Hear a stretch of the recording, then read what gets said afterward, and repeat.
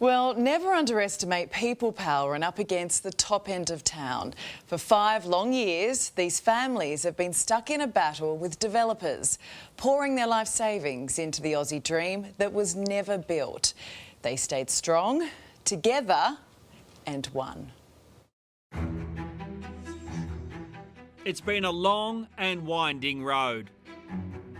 150 families caught up in the Clydesdale housing estate scandal in Sydney's northwest. When we met them last year, they were angry and scared. It's disgraceful, right? It's un-Australian what they're doing to us.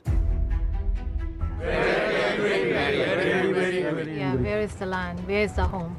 They accused the developers of selling them land 5 years ago, then taking it away as land values soared. They sold my apartment to raise the money to build the apartment. We paid 25,000 stamp duty and then 10% deposit, which was approximately 60,000. What shattered them most was the betrayal of their family dreams.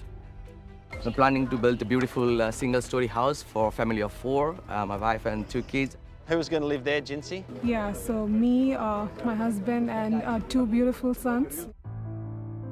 They stuck together and went all the way to the federal court, suing the developers.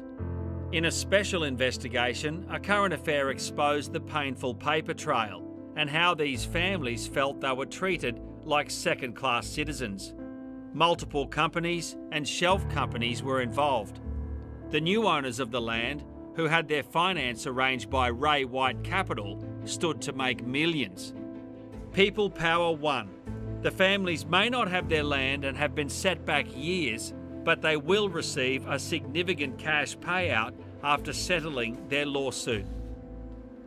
In approving the settlement here in the Federal Court in Sydney today, Justice Ian Jackman said he admired the courage of the families for taking this matter on. And when they left court, those families were beaming.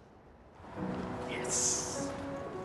While they can receive a payout, the precise terms of the settlement remain confidential.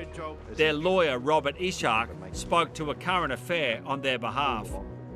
The judge approved the settlement, saying that it was fair and reasonable, and so, yeah, we're really happy with the outcome. So what are you all going to do now? You're going to heading out to lunch? How are you going to celebrate? We're just going to have a cup of coffee and probably a lunch with all the members.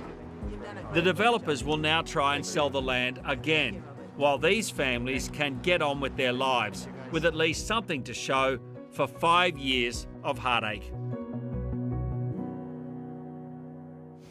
Yep, they took on the top end of town and won, so well done. But they should never have been put in this position. It's up to regulators and governments to ensure this doesn't happen, to show some backbone and to fight for the little guy. It shouldn't end here.